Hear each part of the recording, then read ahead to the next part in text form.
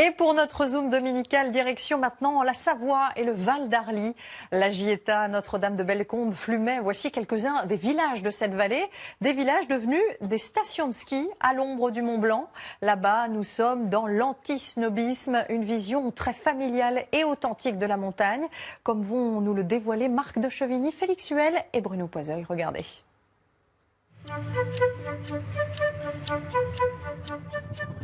Nous avions passé le col des Aravis, le village de la Gietta, en direction du Val d'Arly.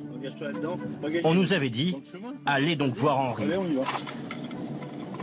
Facile à dire. Et ben voilà.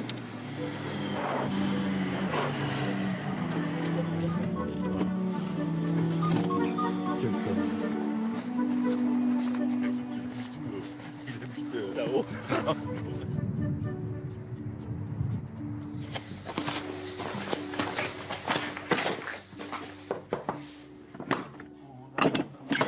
Ah, bonjour, Jean-Henri. Je vous vois mal. À qui laisse petit-là?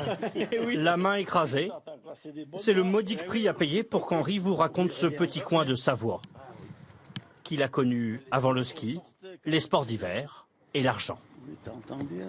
Ouais. Mais il n'y avait pas de route, pas d'électricité. Il n'y avait rien, quoi. Ni de l'eau, même. C'était pas l'or blanc, c'était l'or noir. Ça veut dire quoi, ça? Ben, ça veut dire que c'était la misère. Oh là là, il y avait des paquets de neige, quoi. Elle ne se servait à rien. Hein. C'était bien dommage, alors Henri et d'autres ont décidé d'en faire quelque chose. Le premier téléski, c'est nous qu'on l'a fait avec Louis Vernet. En 57, on l'avait fait, le téléski. Hein. C'est comme ça que ça a commencé. Eh oui, on était contents, il n'y avait pas de dameuse, il n'y avait rien. Moi, je sais que je travaillais au village de Bellecombe comme pisteur et damer les pistes au rouleau. Rouleau qu'on traînait derrière soi? Ah oui, oui. Et pour le monter, on sait comment? Par le téléski. Tu étais accroché là, puis tu étais assis, tu te faisais traîner avec la perche. Par côté la perche, là. Accroché. Ça me fait quelque chose. Alors vous avez connu, vous, les skis en bois? On les faisait comme avec des bouts de bois qu'on trouvait. Avec des ficelles, on s'attachait ça aux jambes. Pourvu que ça glisse un peu, ça suffisait. Hein. Les exploits de jeunesse d'Henri appartiennent désormais au folklore. Regardez la taille des skis, c'est vraiment tout petit. On en a même fait un spectacle pour deux jeunes touristes qui peinent à imaginer que l'on remontait autrefois les pentes dans ce genre d'engin, dont l'allure trahit les origines agricoles. Désormais, l'inspiration vient plutôt du monde de l'aéronautique. C'est un petit vent arrière, donc il va falloir prendre de la vitesse au départ, bien insister sur ton coup de frein et tout de suite reprendre la maîtrise des skis. D'accord? Quelques jours suffisent, paraît-il, aux plus téméraires pour quitter un peu le monde des terriens. Partout en France, c'est interdit sur les pistes. Et ici, on a une piste damée, balisée. Alors, il y a des skieurs, mais quand il y a des speed riders dessus, on ferme la piste avec une banderole et on est prioritaire sur la piste. On peut aussi s'essayer à cette version plus accessible, à peu de choses près, un costume de chauve-souris.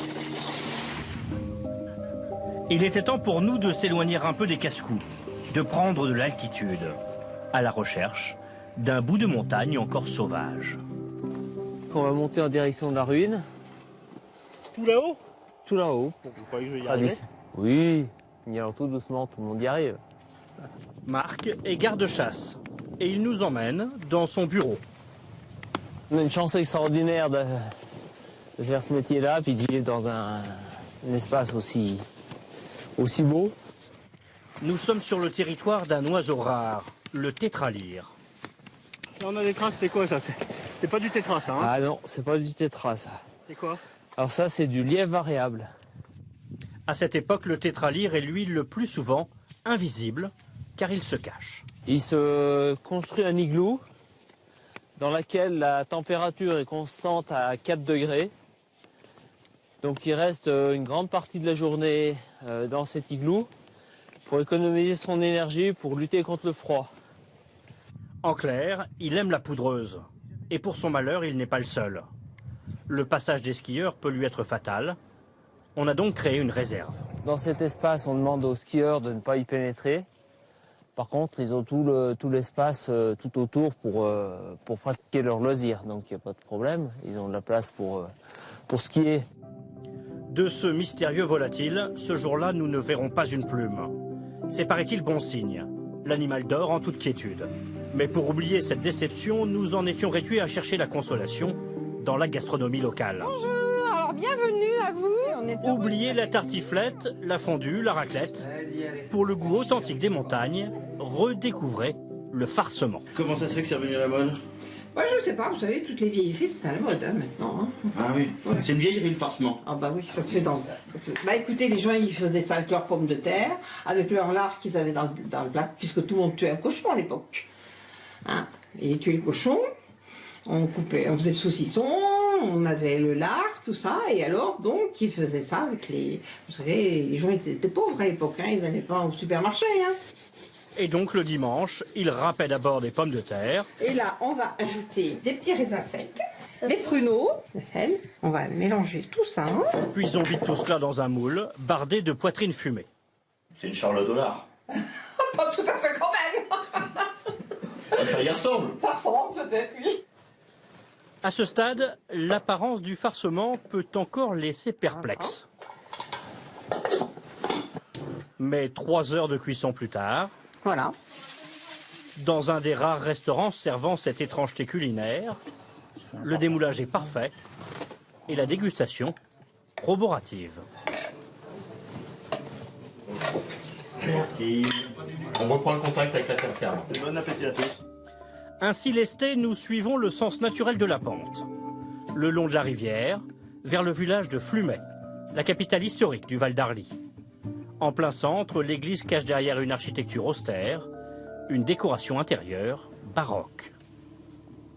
L'étonnant maître-autel à baldaquin décoré de pampres et de rosiers est l'œuvre d'artistes italiens de passage à qui l'on avait demandé d'honorer le saint patron local, Théodule, un évêque du IVe siècle à la troublante légende.